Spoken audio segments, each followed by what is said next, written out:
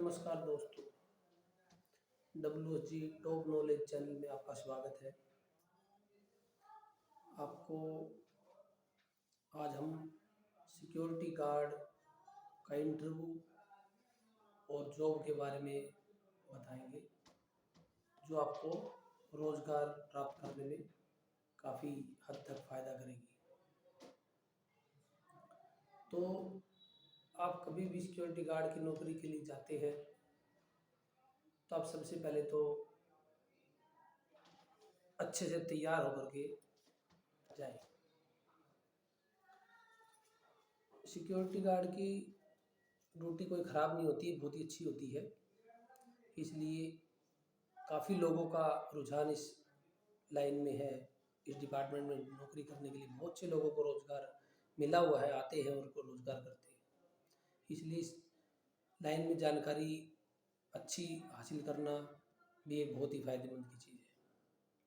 तो जब भी आप सिक्योरिटी गार्ड का इंटरव्यू के लिए जाते हो तो आप घर से बिफोर टाइम एक दिन पहले ही तैयारी कर लें। साफ़ सुथरे कपड़े धुलाई करके प्रेस करके रेडी रखें और सुबह आप टाइम से जो भी टाइम इंटरव्यू का निर्धारित किया गया है उस समय से 20 मिनट पहले आप उस समय लोकेशन पर पहुंच जाएं। और घर से चलते टाइम सुबह टाइम से उठेंगे, कुल्ला ब्रूश करेंगे, दाढ़ी बनाएंगे, हेयर कटिंग एक दिन पहले ही करवा लें। फौजी कटिंग इसमें काफ़ी सहायता करती है। फौजी, क्योंकि सिक्योरिटी जो गार्ड्स होते हैं वो एक तरह के फौजी ही होते हैं, तो फौजी भी सुरक्षा करते हैं, वो देश की सुरक्षा करते हैं और ये किसी प्रॉपर्टी जान माल की सुरक्षा करते हैं। तो फौजी कटिंग करवा लें, बाल हल्के, साइड में हल्के, फौजी कटिंग बोल देंगे अगर बार बार को तो समझ जाते हैं। शेविंग कर लें बढ़िया से। उसके बाद कोई भी प्लेन लाइट कलर की शर्ट अच्छी लगेगी इंटरव्यू में, वो शर्ट पहन ले। डार्क कलर की पैंट, फॉर्मल पैंट होनी चाहिए, जीन्स वगैरह ना हो तो बेस्ट रहेगा। शूज़ हो सके तो ब्लैक कलर के पहन ले तो और बेस्ट रहेगा, नहीं तो स्पोर्ट्स में भी अगर पहनते हैं तो चलेगा। उसके बाद आप एक पेन और एक डायरी अपनी जेब में, पॉकेट डायरी होती है वो, अपने साथ हमेशा रखें।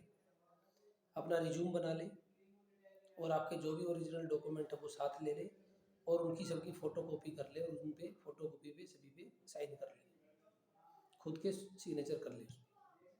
उसके बाद एक फ़ाइल बना ली जाए, एक में फ़ोटो कॉपी और एक में ओरिजिनल, ऐसे रख सकते हैं, या एक ही फाइल के अंदर दोनों भी रख सकते हैं।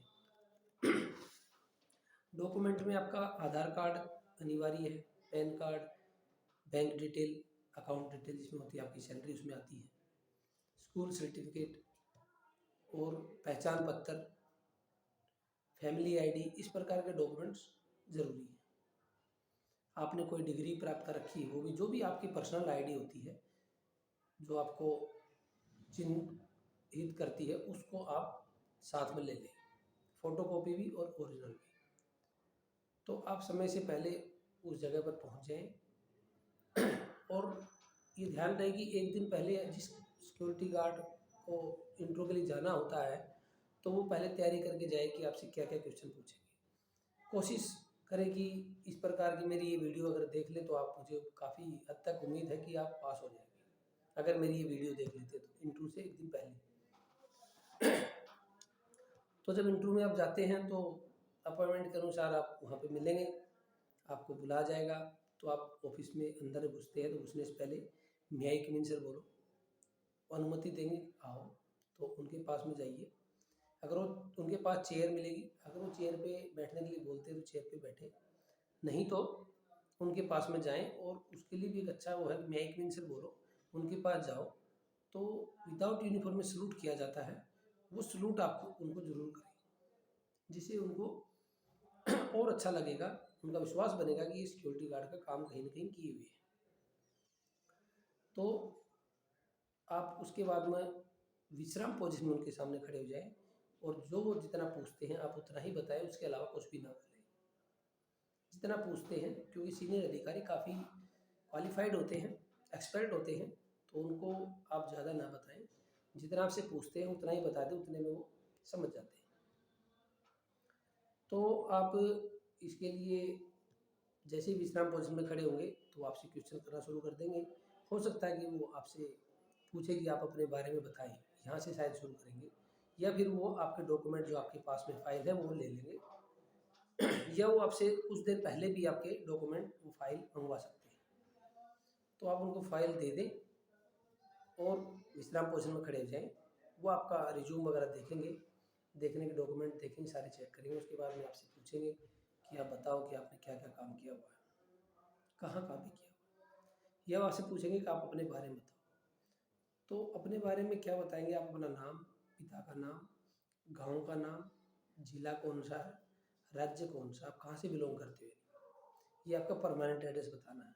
उसके साथ में आप अभी प्रेजेंट में कहाँ रहते हैं, क्योंकि आप परमानेंट एड्रेस आपका कुछ होता है, लेकिन आप अपना गांव छोड़ के कहीं दूसरे शहर में जाते हो जॉब करने के लिए, तो वहाँ पे आप अलग से रूम वगैरह किराए पे ले लेते हो। तो इसलिए वो जानना चाहेगा आपका कि परमानेंट एड्रेस कहाँ का है और अभी फ़िलहाल आप कहाँ रहते हो, यानी जो लोकेशन जॉब के लिए है उससे आप कितनी दूर रहते हो, वो आपके जानने की कोशिश करते हैं। इसलिए आप अपना प्रेजेंट एड्रेस भी बताएं कि आप कहाँ पे रहते हैं। प्रेजेंट एड्रेस में भी आप अपना लोकेशन बताएं, दूरी वहाँ से बताएं कितनी दूर है। तो ये चीज़ें आप से वो पूछेंगे, आपने इनके उत्तर देने हैं आपके बारे में बताते टाइम। उसके बाद में आपने बताना है कि सर मैंने इतनी सन में मैंने इस साल में मैंने ये क्लास पास करी थी, 10th पास करी थी, +2 ग्रेजुएशन जो भी क्लास इसका आपने करी है पढ़ाई वो आप बताएं। उसके बाद आप बताओ कि सर मैंने उसके बाद में पढ़ाई छोड़ने के बाद ये जॉब इतने टाइम तक करी है, इस कंपनी में काम किया है, उसके बाद मैंने ये किया है, उसके बाद ये किया है, जो भी आपने किया है वो आप बताएं। अगर आपका सिक्योरिटी गार्ड का एक्सपीरियंस होगा, पहले काम किया होगा, तो आपको प्राथमिकता दी जाएगी। इसलिए वो ज़्यादा करके अगर सिक्योरिटी गार्ड की उनको ज़रूरत है, सिक्योरिटी गार्ड के इंटरव्यू के लिए आप गए हैं, तो सिक्योरिटी गार्ड रिलेटेड ही पर्सन को वो उसको सिलेक्शन करना चाहेंगे।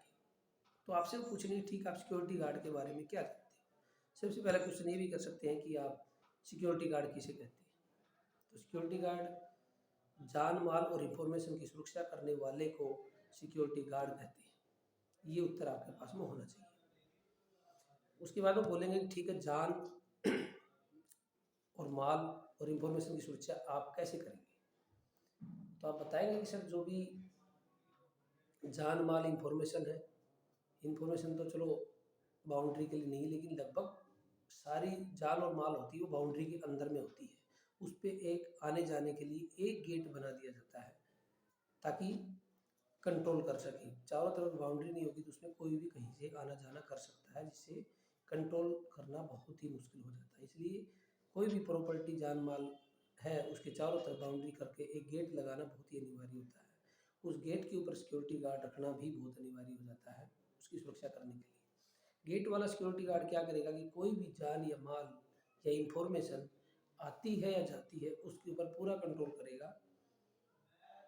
और जैसे माल अगर जाता है तो माल कहाँ से जाता है और कहाँ जाएगा, कितना माल है, किसने ये वेरीफाइड किया है, किसने ये गिनती किया है, किसने की अथॉरिटी से ये माल बाहर जा रहा है, आप उसके पेपर चेक करेंगे।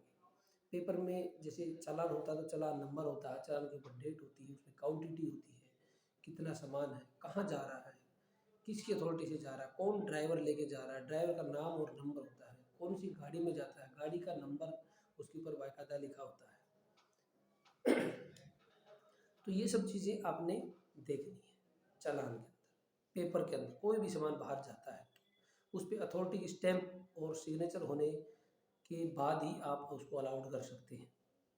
उसके बाद में आपके पास फ़ोटोकॉपी भी रहती है, आप अपने रजिस्टर में भी एंट्री करेंगे उसको। सिक्योरिटी गार्ड के पास में एक रिकॉर्ड अलग से होता है जो मेंटेन किया जाता है, कितना माल बाहर गया, कितना अंदर आया, वो आउटवर्ड रजिस्टर के अंदर में होगा। अगर कोई सामान बाहर से अंदर आता है तो उसके भी पेपर होते हैं, उस पर भी सेम वही होता है, सिग्नेचर अथॉरिटी, किसकी अथॉरिटी से सामान वहाँ से बाहर से हमारे पास भेजा गया है, कौन सी गाड़ी में आया है, कौन सा ड्राइवर है, किस टाइम आया है, कौन सी कंपनी से आया है, कितना सामान आया है, सामान का नाम क्या है। तो ये सब चीज़ें उसमें पेपर के अंदर में रहेंगी जो आपने चेक करनी है। उसके बाद इनवर्ड रजिस्टर में एंट्री कर देंगे और वो जो लोकेशन है उसमें उसको भेज दिया जाएगा। जैसे स्टोर का सामान है तो स्टोर के अंदर में जाएगा, या किसी डिपार्ट का है तो डिपार्टमेंट में जाएगा, प्रोडक्शन का डिपार्टमेंट है, एक्सपोर्ट कंपनी जैसे होता है तो उसके अंदर में जाएगा, या ऑटोमोबाइल्स कंपनी में प्रोडक्शन जहाँ पे भी जाएगा उसकी लोकेशन होती है कि उस डिपार्ट का सामान है उस डिपार्ट के अंदर में जाएगा। उसके बाद कुछ विजिटर्स होते हैं, वर्कर्स होते हैं, यानी कोई भी जान या माल, ये तो माल का मैंने बताया इनवर्ड और outward, retainable register, non retainable register. ऐसे ही जान जान का मतलब कोई भी आदमी आता है या जाता है तो उसकी आपने एंट्री करनी है। अगर कोई मिलने वाला आता है उसको विजिटर बोलते हैं, तो उसके लिए विजिटर रजिस्टर अलग से होता है।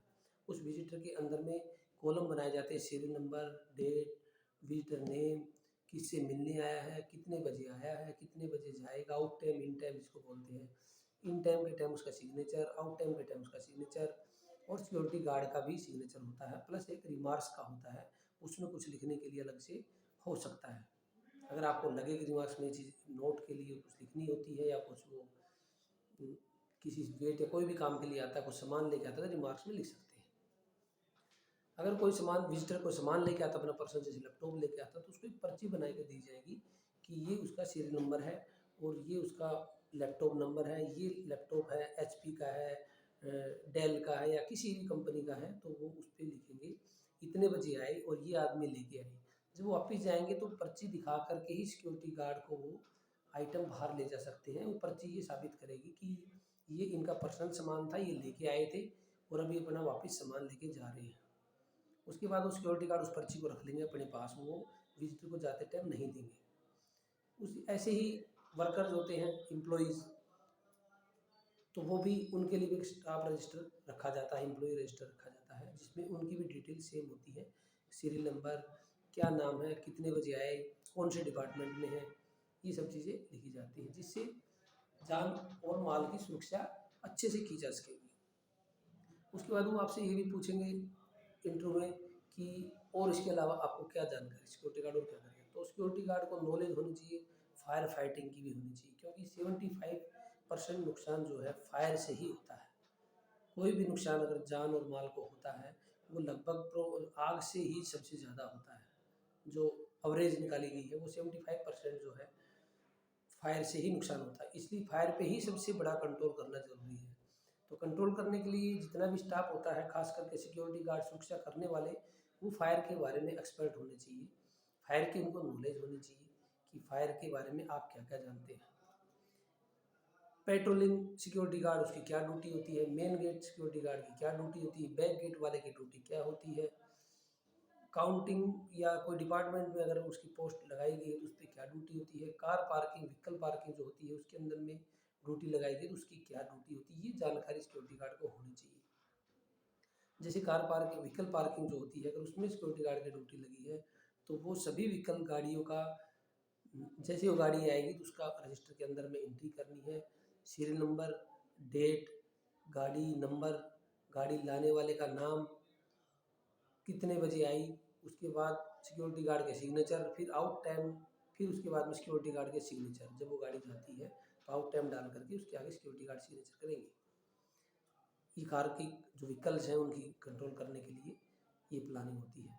पेट्रोलिंग वाला है, जो भी कोई संस्था के अंदर में अगर सिक्योरिटी गार्ड पेट्रोलिंग गश्त के अंदर में ड्यूटी लगाई हुई है तो वो अपने नाक, कान, आँख को अपने जैसे मुंह को खोल के चलेंगे, मतलब कि खोलने मतलब कि आँखें अपनी काम करनी चाहिए, एक्टिव रहना चाहिए उसको।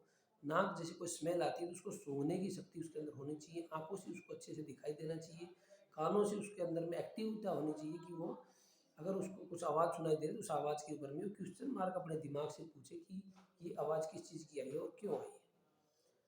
तो वो राउंड पे जैसे जाते हैं अगर गश्त करने के लिए उस संस्था के अंदर में, तो कोई पानी अगर बह रहा है जो कि नहीं बहना चाहिए तो उसको वो सोचना चाहिए उसको कि ये पानी क्यों बह रहा है, उसको बंद कर दिया जाए, अगर नुकसानदायक है तो उसको बंद किया जाए। उसके बाद उसको कहीं झगड़ा होता दिखाई दे रहा है, कोई अनथराइज चीज़, हथियार, शराब, कोई नशे की चीज़ कोई रखी दिखाई देती है तो उसके बारे में वो सोचे कि यहाँ पे क्यों रखी है, कौन लेके आया है, और उसकी अपने सीनियर को तुरंत सूचना देनी चाहिए।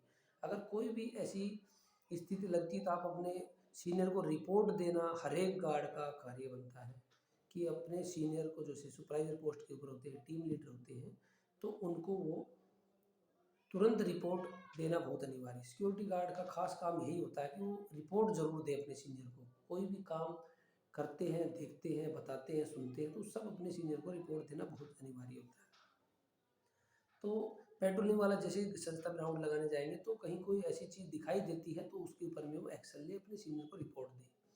अगर कोई लाइट दिन के अंदर जल रही है तो वो क्यों जल रही है, अपने दिमाग से क्वेश्चन करो और उसको बंद करने की इजाज़त ली जाए कि किसी ने कोई चेक कर रहा लाइट या वैसे ही कोई गलती से जलती रहेगी तो उसको चेक करो। अगर वो अनअथराइज है, वो नहीं जलानी चाहिए, फिर भी जल रही है तो उसको बंद कर देना चाहिए। कहीं पर कोई झगड़ा हो रहा है उसको छुड़वाना चाहिए, अपने तुरंत उनका निपटारा करवाना चाहिए, तुरंत अपने सीनियर को रिपोर्ट देनी चाहिए। कोई चोरी करने की उम्मीद से कोई दीवार के ऊपर से कोई झांक रहा है उसको देखना चाहिए। कहीं पे कोई चीज़ सामान आप राउंड लगा रहे हैं और गिर गया तो हट होती है, वो अपने कानों से सुनो और ऑब्जर्वेशन पूरी अपनी शक्ति लगा के रखो और उसको जाके देखो कि आवाज़ किस चीज़ की हुई है, उसके ऊपर पूरी तहकीकात करो। कुछ सामान गिरा है, किसी ने दीवार से बाहर तो नहीं फेंक दिया या कोई गिर तो नहीं गया या कुछ किसी ने कुछ तोड़ तो नहीं दिया। इस प्रकार अपने कानों से भी रखें। नाक से कोई भी आप वहाँ से निकल रहे हैं, आपको अलग तरह की गंध महसूस हो रही है तो आप उसके बारे में ज़रूर सोचें। कोई गैस लीक है या कोई चीज़ ज्वलनशील धुएँ की स्मेल आ रही है तो उसको आप देखो कि कहीं आग तो नहीं लगी हुई है, कहीं और किसी प्रकार की। नाक से काफ़ी चीज़ें ऑब्जर्वेशन करी जाती हैं तो वो चीज़ें आपने देखनी है। फिर आप जैसे राउंड लगा के आएंगे तो आप अपने सीनियर को सारे राउंड की तहकीकात बताएं, ऊपर नीचे जो भी कुछ आपको लगा, अच्छा या बुरा लगा, तो उसको अपने सीनियर को रिपोर्ट देना बहुत ही ज़रूरी समझे और उस रिपोर्ट को दें। जो भी ड्यूटी के टाइम होता है उस ड्यूटी में 10 मिनट पहले आपने हर दिन पहुंचना है, उसमें आपको देरी नहीं करनी है। डेली शेविंग करके जाना है, अच्छे साफ़ सुथरे कपड़े पहन के जाना है। एक पेन और एक पॉकेट डायरी आपको ऑन ड्यूटी पे रखना बहुत ही ज़रूरी है और बहुत ही फ़ायदेमंद है, इसलिए उसको रखना चाहिए। तो इस प्रकार की अगर आप इतनी जानकारी अपने सीनियर को देते हैं आप अपने बारे में कि सर मैं इतना कुछ जानता हूँ, तो हर सीनियर आपको सेलेक्ट करेगा। उसके बाद उसमें ये भी ध्यान रखें कि सिक्योरिटी गार्ड दिखावा करने के लिए बहुत ही ज़रूरी है, तो उसकी हाइट और पर्सनैलिटी अच्छी होनी चाहिए, उम्र अच्छी होनी चाहिए। उम्र जहाँ तक है सिक्योरिटी गार्ड की 22 साल से स्टार्ट होती है, 22 साल से ऊपर होनी चाहिए और मेरे ख्याल से 40 या लास्ट 45 साल तक की उम्र में सिक्योरिटी गार्ड की एज एक बेस्ट मानी जाती है। तो इस एज के दायरे में ही सिक्योरिटी गार्ड को सिलेक्शन करने वाले का फ़र्ज़ बनता है कि इतने एज वाले को ही सिलेक्ट किया जाए। बाकी कई बार ऐसा होता है कि कोई आरामदायक भी पोस्ट होती है उस पर 48 साल का भी चल जाता है, 50 को भी खींच देते हैं। लेकिन जो सिक्योरिटी गार्ड है वो अपनी ड्यूटी को बहुत ही अच्छी तरीके से ईमानदारी से ड्यूटी करनी है, मेहनत के साथ करनी है। कुर्सी पे बैठने का ढंग आपको अच्छा होना चाहिए, खड़े होने का ढंग अच्छा होना चाहिए। किसी सीनियर से बात करते हैं तो बात करने का ढंग अच्छा होना चाहिए। किसी भी सीनियर से किसी भी लोकेशन पर अगर आप बात करते हैं तो विश्राम पोजीशन में खड़े होकर के बात करें और सीनियर की बातें सुने। ये ध्यान रखें, बहुत से सिक्योरिटी गार्ड क्या करते हैं कि अपनी ही कहानी उनको सुनाने लगते हैं जो उचित नहीं होती है। सीनियर के पास बहुत सारा ज्ञान होता है, एजुकेटेड होते हैं, उनको काफ़ी नॉलेज होती है, तो उनसे नॉलेज प्राप्त करने की कोशिश करें, उनको ज्ञान देने की कोशिश ना करें। अगर कोई गलती होती है, सीनियर आपको बोलता है या डांटता है तो आपका एक ही उत्तर होना चाहिए, ठीक है सर मैं आगे ध्यान रखूँगा, आगे से ऐसी कोई गलती की कोशिश मैं नहीं करूँगा, कभी भी ऐसी गलती होने नहीं दूंगा, उसको सुधारने की पूरी कोशिश करूँगा। कुछ गार्ड ऐसा न बोलने के बजाय वो कहानियाँ सुनाना शुरू कर देते हैं, सर मैं ऐसा नहीं किया, मैं वहाँ था, मैं ऐसे था वैसे था। वो सीनियर को और क्रोध और गुस्सा दिला देते हैं क्योंकि सीनियर के पास इतना टाइम नहीं होता है, उनका टाइम वेस्ट करते कहानी सुना करके, बहाने करके ना। बिना बताए कोई भी सिक्योरिटी गार्ड छुट्टी ना करे, ये भी आप ध्यान रखें कि बिना बताए कोई भी सिक्योरिटी गार्ड छुट्टी ना करे। अगर आपको छुट्टी करनी है तो बिफोर टाइम 10 दिन 15 दिन पहले बता दें, एक एप्लीकेशन लिख करके दें अपने सीनियर को कि सर मेरे को इतनी तारीख को 15 दिन बाद छुट्टी जाना है और इतने दिन के लिए जाना है, इतनी तारीख को मैं ड्यूटी करूँगा, उससे अगले दिन से मेरी छुट्टी पर मैं रहूँगा और इतनी तारीख को मैं गाँव से आकर के उस अगले दिन मैं ड्यूटी पे आ जाऊँगा, डे ड्यूटी में आऊँगा या नाइट ड्यूटी में आऊँगा। ये चीज़ें एप्लीकेशन में लिखित में सारी चीज़ आपने अपने सीनियर को देनी है, क्योंकि ये एक बहुत ही अच्छा गुण होता है। तो ये सब चीज़ें आपने करनी है। कुछ गार्ड्स क्या होते हैं कि बिना बताए छुट्टी कर लेते हैं अपनी मर्ज़ी से, अगले दिन आकर के फिर 50 तरह की कहानी सुनाते हैं। कभी भी अगर आपको नाइट ड्यूटी लगी हुई है, नाइट ड्यूटी करके सुबह जाके आप खाना पीना खा के सो गए अपने घर पे, और जब आप 4 बजे उठते हो या दिन में ही आपको एहसास होता है मेरी तबीयत सही नहीं है, तो आप उसी टाइम आप अपने सीनियर को मैसेज डालो कि सर मैं आज कुछ अच्छा महसूस नहीं कर रहा, मुझे कुछ कहीं मिलने जाना किसी से, मेरे रिश्तेदार आ गए हैं मेरे घर पे, या मेरी तबीयत ख़राब है, मैं शाम को इसलिए ड्यूटी आपके पास नहीं आ पाऊँगा। तो ये उसी टाइम बता दें, न कि आपकी ड्यूटी 8 बजे से शुरू होती है तो 8 बजे आप बताते हैं, ये बहुत गलत है। क्योंकि सीनियर इतनी देर में कुछ अपना अरेंजमेंट नहीं कर पाएंगे, या कुछ लोग तो बताते ही नहीं हैं। कुछ लोग ड्यूटी पे टाइम पे नहीं पहुंचने के बाद सीनियर उनको कॉल करते हैं तो वो फ़ोन भी नहीं उठाते। ये सबसे बहुत ही बड़ा आपका फेल होने का एक बहुत ही मेन कारण है, जिससे सीनियर आपसे नफरत करने लगते हैं, आपकी ड्यूटी में वो खुश नहीं होते हैं, फिर वो बोलते हैं कि इनको मेरी शिफ्ट में न लगा जाए। तो ये काफ़ी चीज़ें मैंने आपको बता दी हैं सिक्योरिटी गार्ड की। और कुछ आग के बारे में भी मैं आपको बताना चाहूँगा कि आग के बारे में, आग किसे कहते हैं इसका भी उत्तर दूंगा। सीनियर आपसे क्वेश्चन कर लेते हैं इंटरव्यू में भी कि आग किसे कहते हैं। आग एक रासायनिक प्रक्रिया है जो 3 चीज़ों के मिश्रण से बनती है। अब वो 3 चीज़ कौन कौन सी होती हैं? कभी भी आग एक दाग चीज़ से नहीं लगेगी, वो 3 चीज़ चाहिए उसको। 3 कौन कौन सी? नंबर 1, उसको ऑक्सीजन गैस चाहिए जलने के लिए। नंबर 2, उसको टेम्परेचर एक जलने वाला चाहिए। और नंबर 3 पे उसको सामान चाहिए, कोई भी सामान ज्वलनशील सामान होगा तभी वो जलेगा। सामान होना चाहिए, फिर उसके साथ में टेम्परेचर भी होना चाहिए, फिर उसके साथ में ऑक्सीजन गैस। ये 3 चीज़ों के मिश्रण से आग बनती है। आग किसे कहते हैं? आग एक रासायनिक प्रक्रिया जो 3 चीज़ों के मिश्रण से बनती है, ऑक्सीजन गैस, उचित तापमान और ज्वलनशील पदार्थ। तो ये आग है। अब इसको बुझाने के लिए एक सबसे आसान बात है कि 3 चीज़ों में से एक किसी भी चीज़ को हटा दोगे तो आग नहीं लगेगी, क्योंकि आग लगने के लिए 3 चीज़ों की आवश्यकता होती है। अगर 2 भी होंगी तो आग नहीं लगेगी। इसलिए आग कभी कहीं पे लगती है, उसमें से एक चीज़ को हटा दो, 2 बचेगी, उससे आग बुझ जाएगी, आग नहीं जल सकती। सिंपल सी चीज़ें हैं। तो उस चीज़ के लिए आप या तो ऑक्सीजन को वहाँ से हटा दो, या तापमान को हटा दो, या वहाँ से सामान को हटा दो, तो आग नहीं लगेगी। आग को वैसे अगर देखा जाए तो उसको 4 भागों में बांट दिया गया है। एक ठोस बोलते हैं, ठोस में लकड़ी, गत्ता, कपड़ा, इस प्रकार की चीज़ें आ जाती हैं। दूसरी ठोस, द्रव और गैस। ठोस, द्रव और गैस। और चौथी गैस जो है इलेक्ट्रॉनिक्स की आती है, जैसे किसी तार वायरिंग वगैरह में, कूलर, लैपटॉप, फ्रिज, टीवी, इस प्रकार के अगर उपकरण में अगर आग लगती है तो उसको इलेक्ट्रॉनिक आग बोलते हैं। द्रव, द्रवित आग उसको बोलते हैं जैसे कि कोई ज्वलनशील केरोसिन, पेट्रोल, डीजल, इस प्रकार के द्रवित पदार्थ होते हैं जिसमें आग लगती है। और गैस में, गैस ऑक्सीजन गैस जैसे ज्वलनशील है, उसके बाद में कई गैसें ऐसी हैं जो ज्वलनशील है, तो उसको गैस में भी बोला जाता है। तो ये चीज़ों के लिए आपकी वैसे फायर के बारे में काफ़ी नॉलेज है, होनी चाहिए सिक्योरिटी गार्ड को। सिक्योरिटी गार्ड की काफ़ी नॉलेज होनी चाहिए, लेकिन इतनी भी अगर नॉलेज है तो आपका सिलेक्शन आसानी से हो जाएगा। और आपको काफ़ी चीज़ें मैंने बता दी है कि कभी भी छुट्टी जाते हो तो तरीके से बता करके जाओ, उचित टाइम पे बताए हुए टाइम पे वापस आ जाओ, और रोज़ रोज़ छुट्टी भी ना करें, ये भी ध्यान रहे, क्योंकि उससे आपकी साइड आपके भरोसे पे चलती है। जब आप चले जाते हो तो आपके जाने से साइड काफ़ी डिस्टर्ब होती है। नौकरी ट्राई के लिए कभी भी किसी सीनियर को मत परेशान करो, ना ही किसी एजेंसी को डिस्टर्ब करो। अगर आप पूरा मन बना करके सिक्योरिटी गार्ड की नौकरी करना चाहते हैं तो उसके लिए आगे बढ़े।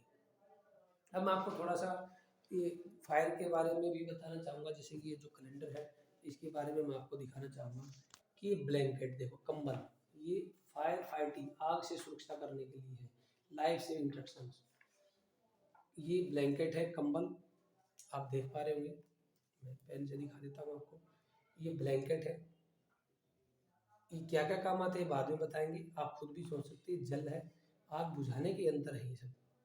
उसके बाद ये फायर एक्सिक्यूटर है, अग्निशामक हिंदी में बोलते हैं इसको। ये फायर का ये बाल्टी, ये बालू में इसमें भरी रखी है।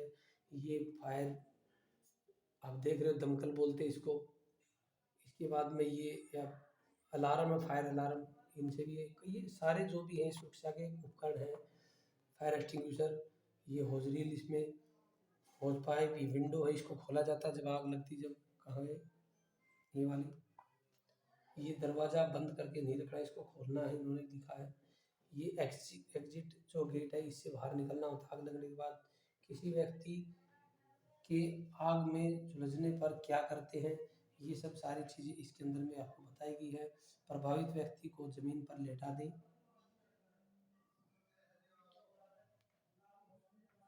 उसे आधा कंबल में कसकर लपेटे। जो एक कंबल है, ये वाला कंबल जो था, ये यहाँ पे काम आता है। अगर किसी आदमी को आग लगती है तो उसको ज़मीन पर लिटा दें, उसको कंबल के अंदर में लपेट के रखें। आग बुझाने के लिए उसे ज़मीन पर गोल कर दें ताकि आग पे कंट्रोल, उसको आग बुझानी है उसे, इसलिए। आग बुझाने के बाद उस पर ठंडा पानी डालें, प्रभावित अंग को ढककर रखें और घायल को तुरंत अस्पताल ले जाएं। ये ध्यान रखें, फर्स्ट में जो इलाज किए जाते हैं ये आपको बताया गया है, लेकिन हॉस्पिटल तो हर आदमी उसको ले जाना ही होता है। किसी व्यक्ति के धुएं से मूर्छित होने पर क्या करते हैं? मूर्छित व्यक्ति को खतरनाक स्थान से व हानिकारक गैसों से दूर कर लें। उसके बाद खिड़कियों व दरवाजे खोलकर मूर्छित व्यक्ति के लिए खुली और स्वस्थ हवा सुनिश्चित करें, मतलब उसको तक पहुँचाएं। ये दरवाजे खिड़की जो खोल रही है ये वाली है। Instruction to use fire extinguisher, अग्निशमक बोलते हैं इसको हिंदी में, इंग्लिश में एक्सटिंग्विशर बोलते हैं। अग्निशामक के प्रयोग निर्देश, पिन, ये सेफ्टी पिन होती है। ये लीवर होता है इसका दबाने के लिए, ये नोजल होती है, इससे गैस या पाउडर जो भी होता है वो निकलता है। ये CO2 सिलेंडर है, हत्था ये पकड़ने के लिए होता है। पिन को निकालें, उसे गोल घुमाकर बाहर निकालें, तो उनको आग के तल पर निशाना बनाएं। एम जो ये होता है, ये इसको नोजल बोलते हैं। उसके बाद में अपने हाथ को काले कोन से दूर रखें। ये वाला जो काला कोन है इसे दूर रखें, क्योंकि ये CO2 का होता है, कूल होता है, ज़्यादा ठंडा होता है, क्योंकि वह बहुत ठंडा हो जाता है। खत्म होने पर अग्निशमन को दोबारा से भरकर दोबारा से रख लें, इसको एक बार खत्म हो जाता है तो दोस्तों आज आपसे काफ़ी डिस्कस हो गई है, सिक्योरिटी गार्ड के बारे में काफ़ी नॉलेज आपको दे दी है।